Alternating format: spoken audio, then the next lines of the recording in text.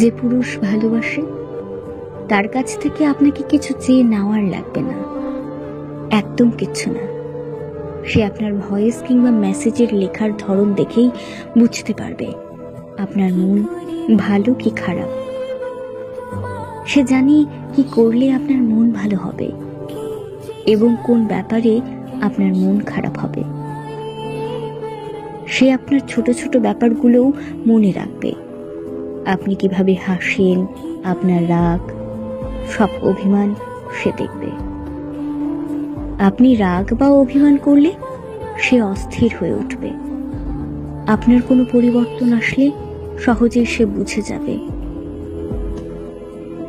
আপনাকে তার থেকে কিছু চেয়ে নিতে হবে না, কারণ পুরুষ তার শখের নারীকে সবচেয়ে বেশি ভালোবাসে।